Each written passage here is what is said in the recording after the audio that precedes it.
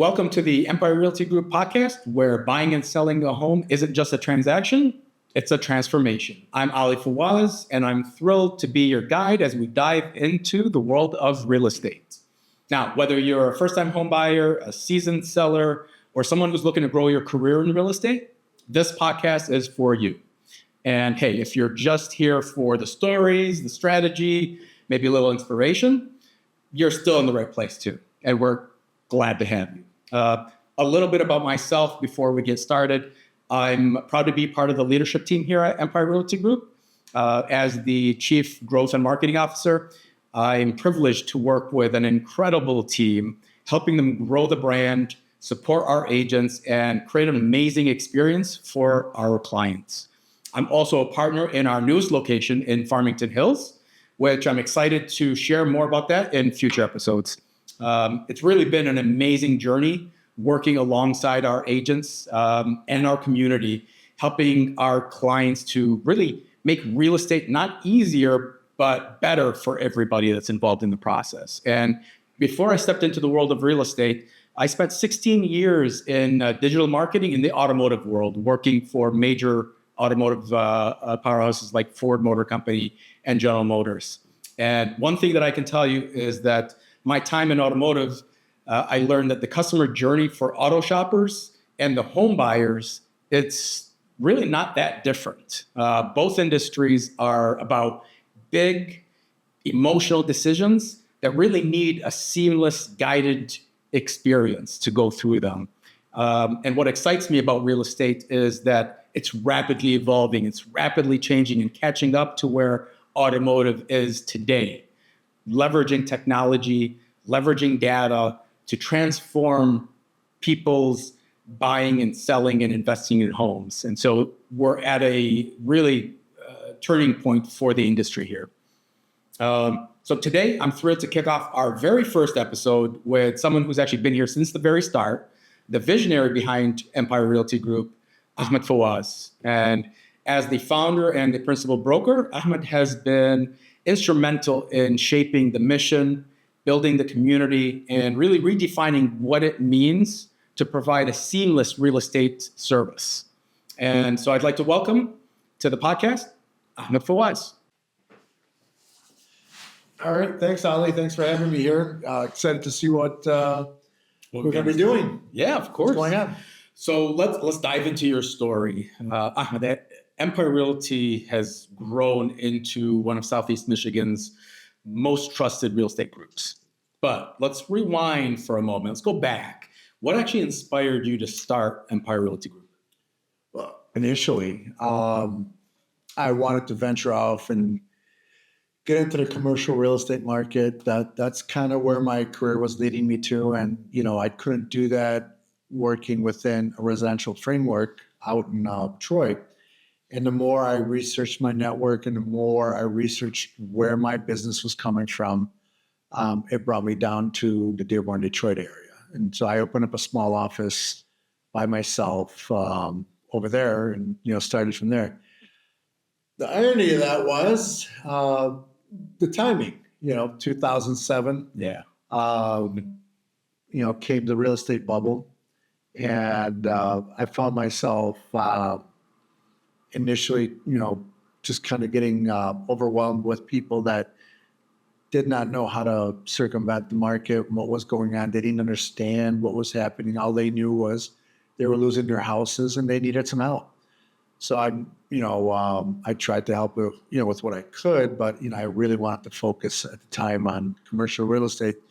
So I hired someone in to do the processing for them and just kind of help people, guide them through what was happening back in 07 and 08.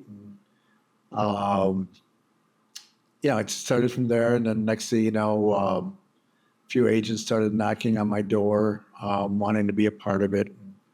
It grew from there. I had to start using my investors to help out because it was some tough times for people.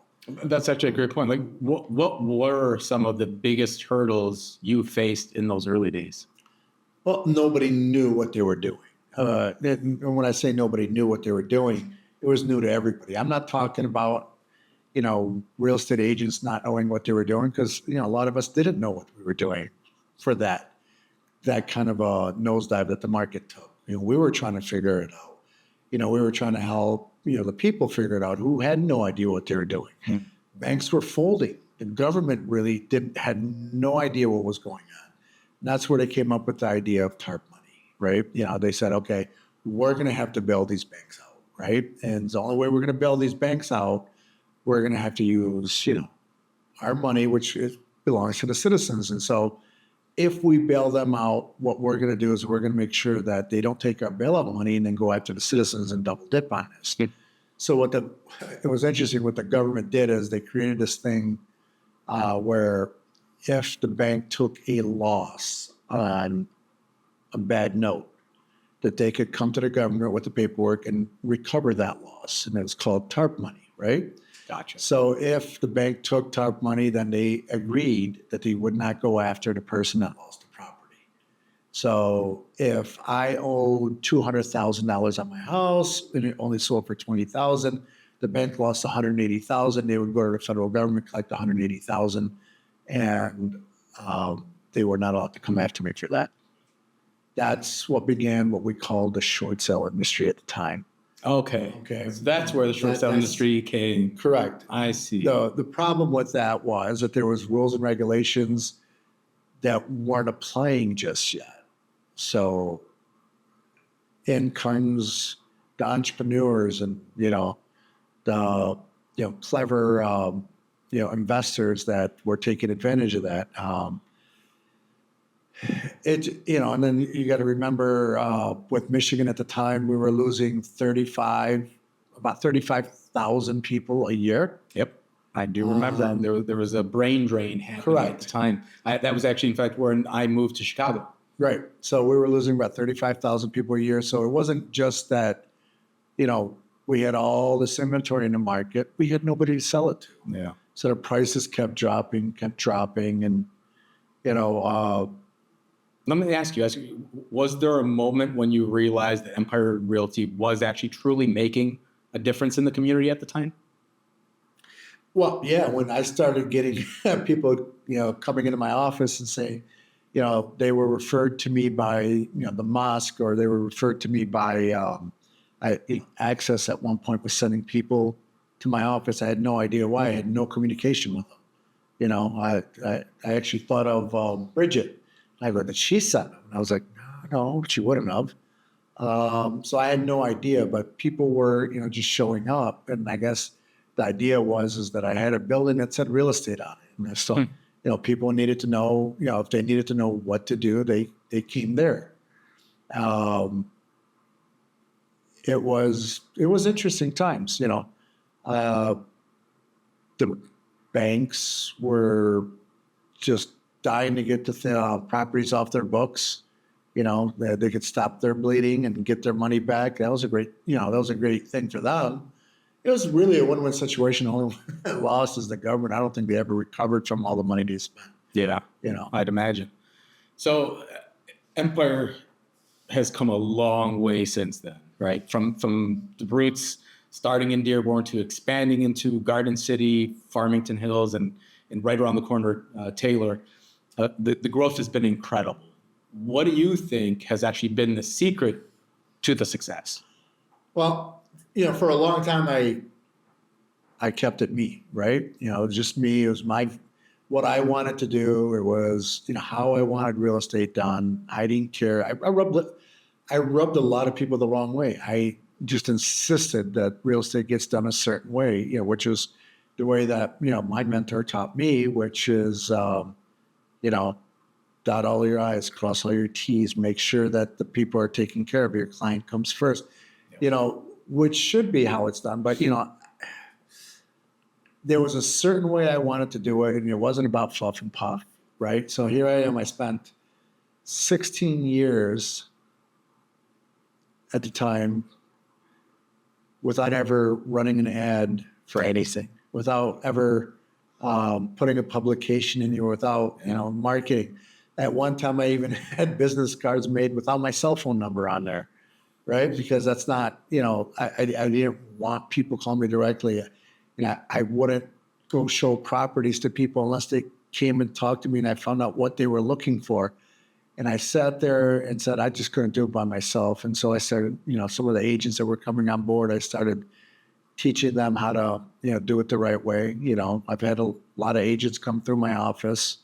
Some of them worked out. Some of them, didn't work out. Some of them went on to bigger and better things, and they're doing really good at, wherever they're at. And, a lot of them that stayed are doing really good where, there's my phone. Over the years, just Empire just kept morphing into something different. And at one point, I realized that if we're really truly going to provide the kind of service I thought we could provide, I needed more people on board to handle certain things that I couldn't do, right? Yep. So I needed to bring in, an in-house lender. I was very picky about this, a title company, right? So I had used a lot of different title companies, but one of my, title companies that I used to use a lot was Fairly Title. And at the time that was owned by Rachel and Ali, right? And, they took care of the files. They made sure everything was done. Everything was great. And then everything wasn't, right? And I had to go in there and, have a chat with them, and Rachel was retiring, and then that switched over to, a different company. And it just seemed like, how do I want to put it? The personal touch was lost, right? The people just were not looking at the properties or, the transactions as somebody's livelihood. It wasn't the biggest purchase for them. It was just another number. Mm. And, that number had a line it needed to wait in. And, I didn't like that. That wasn't who I am, and that's not how I treated things. That reminds me that of something you say oftentimes, and I don't want to quote you because I can't say it the way you do, but when you bring on new agents, there's something you tell them about. No, it's the same thing. I tell my daughters that all the time. So I'm waiting for my youngest. When she decides she wants to come by the office, I'll tell her the same thing. I have a board with all the agents' licenses up there, and I always tell everybody, each license has a family behind it. I don't ever want you doing anything that's going to affect that. That family's ability to make a living. Yep. But so when it came to the title, I'm looking at it, and it's just not. They're not looking at it the way I looked at it, and I needed it to be done a certain way, right? So when I'm looking at my client, right, I've spent time with them, talking about what their needs and wants, are, right? I spent time showing them the houses and trying to find them the right house. And then I have to give them off to a title company who then all of a sudden treats them like a number. Mm-hmm. It's not something I wanted. And so I needed a little bit more control of that. So no, I'm not a control freak. Okay. As a matter of fact, I'm anything but that. I wanted to find professionals that understood it. Right. So I decided that we were going to start our own title company. We were going to own the process. And the funny thing about that was, most title companies keep one underwriter.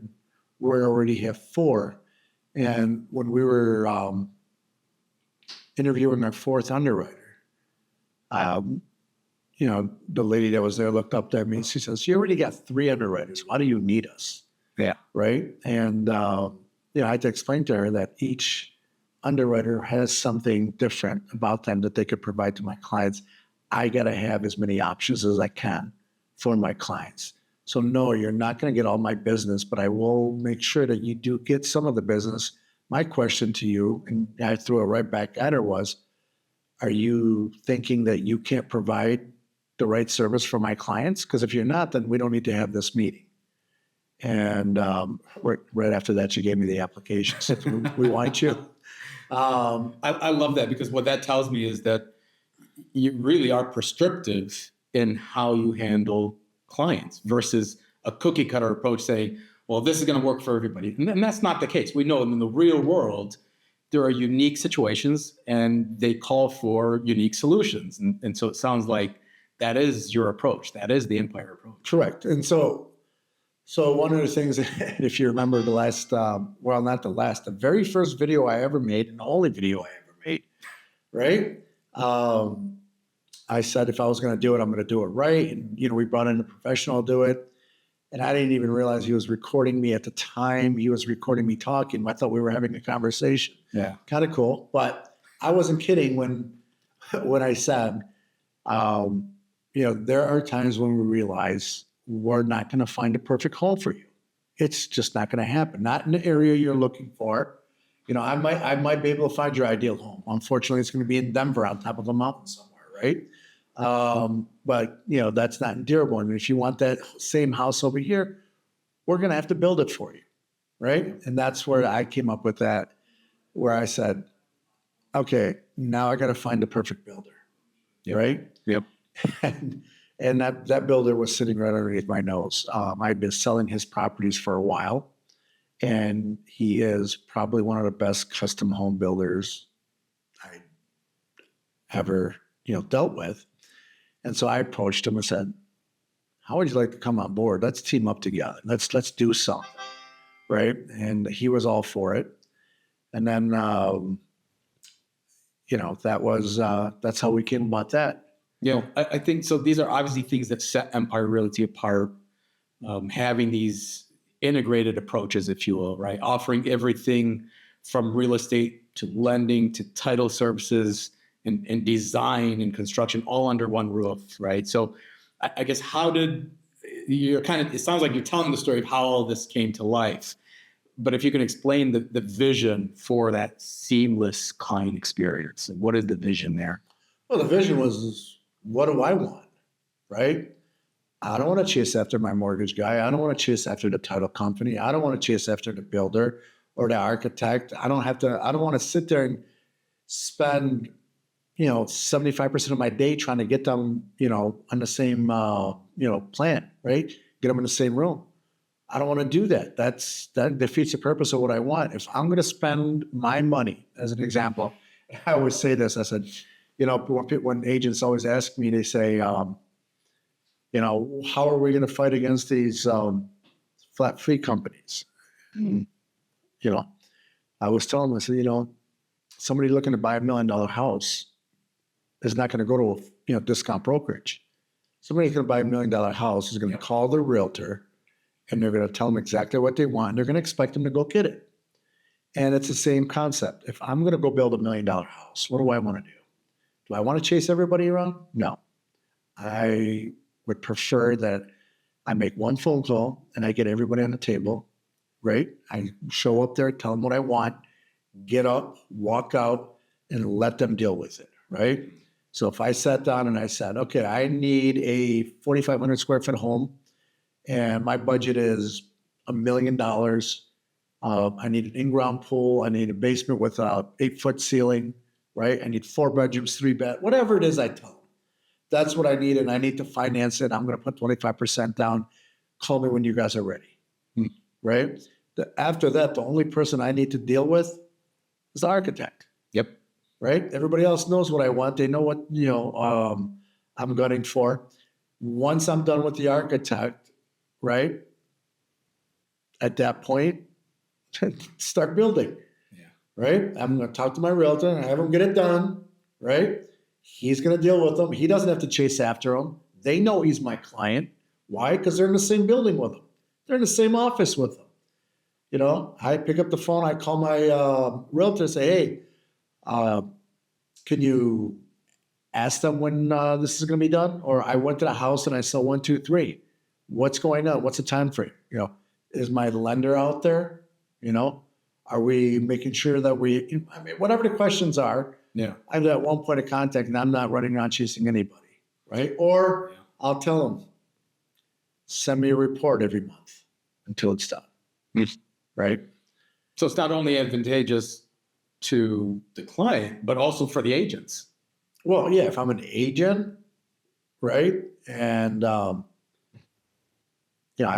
I've got everything under one roof. How much can I offer my clients? Yeah. It puts you in a unique position to service your clients better than anybody else can. Correct. And that's really, that's where I wanted to go with this. Yeah. And, Speaking of agents, I want to pivot a little bit. Something that I've always admired about Empire Realty is how other offices actually send agents to us to learn. What do you think makes this office the quote unquote training grounds for success?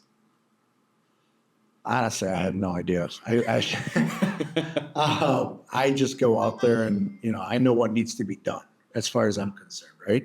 An agent comes in, an agent needs to be trained, right? So either it's going to be my open door policy or my door's always open. Agents walk in all the time, Yep. right? I could be sitting there and they'll still walk in. I'll be in the middle of a meeting, they'll walk in. It's a quick question, Mr. Fawaz. Okay, what is it? Right? Or I have another computer in my office where an agent can sit there and just do his work. And if they got questions, they turn right to me. A lot of the newer agents like that, right? Or they'll show up to our classes. But it's also, I can't do everything. I can't, train everybody 24/7. So we created a culture of everybody helping everybody out in the office. And, that's the part that helps out the most. I mean, you've met some of the guys. There isn't a question you can't ask where they don't form a quick circle to figure out what the answer is before they come back to you. But, the funniest things I ever heard, and a couple of agents that ended up joining the office came to me and said, well, I was interviewing at so-and-so's office and so-and-so's office. And, they told me if I want to learn real estate, just to go learn it at Empire, then come back to them. And I'm like, why would I do that? Why would I come back to you if I had to go somewhere else to learn it? And that's what the agent said to me. Yeah. He goes, so how do I transfer my license here? That's crazy. Those are some of the weird conversations that I have. And I'm like, who told you to come? I don't get it, why they would sell themselves short like that. Because, we have a lot of good brokerages around. And, I know the brokers personally. They're all good people. They're all good, brokers. They will teach you. So, but I don't know what goes on in their offices. So, whoever's doing the interviewing, may want to take a second look at what they're saying to the agents. But hey, thank you very much. I don't mind picking up a couple more agents here and there. But that's kind of what I've done is created that culture.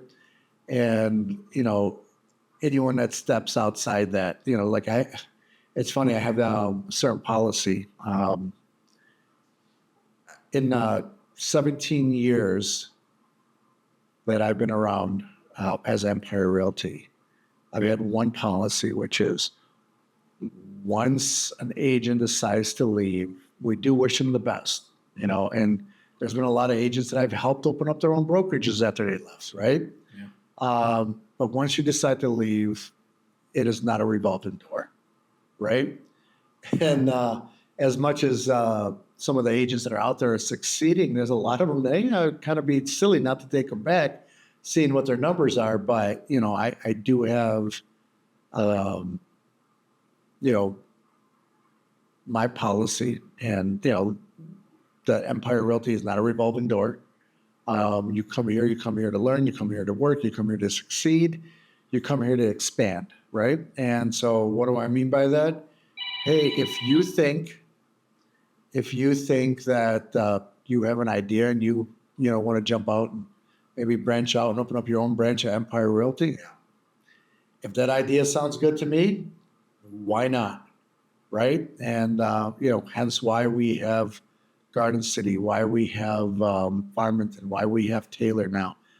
Why did this all happen in the last couple of years? Well, it's because of the culture change that I tried to put in place.